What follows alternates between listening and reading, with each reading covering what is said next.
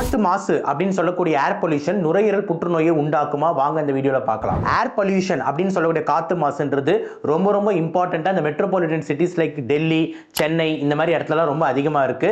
இந்த மெட்ரோபாலிட்டன் சிட்டிஸ்ல பல விதமான ஃபேக்டர்ஸ் வந்து இந்த ஏர்ல இருக்கு. Like PM2.5, PM10, sulphur dioxide, nitrous dioxide, carbon monoxide, இது எல்லாமே நம்ம காத்து மாசை அதிகப்படுத்துது.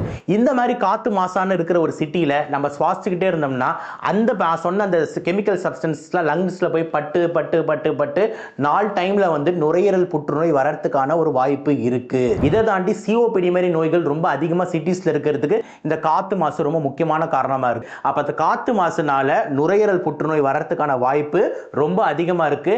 இதுதான் second most leading cause for lung cancer.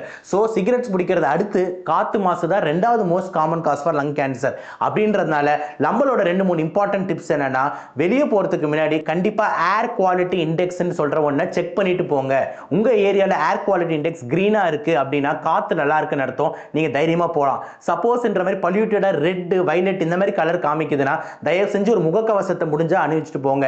அதே மாதிரி உங்களோட உடல் பயிற்சி, வாக்கிங், ஜாகிங் இது எல்லாமே ஏர் குவாலிட்டி இண்டெக்ஸ் நல்லா இருக்கிற டைம்ல பண்ணுங்க. அதாவது ஏர்லி இந்த மார்னிங். ஆனா ஈவினிங், ஆஃப்டர்நூன் டைம்ல வாகனங்கள்னால ஏர் குவாலிட்டி போரா இருக்கும் போது ரெட் கலர், மெரூன் கலர்னு காமிக்கும் போது தயவு செஞ்சு அந்த டைம்ல ஓடுறதோ உடல் பயிற்சியோ பண்ணாதீங்க.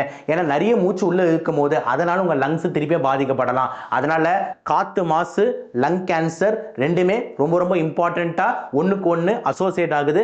செகண்ட் காஸ் இந்த ஏர் பொல்யூஷன் தான்.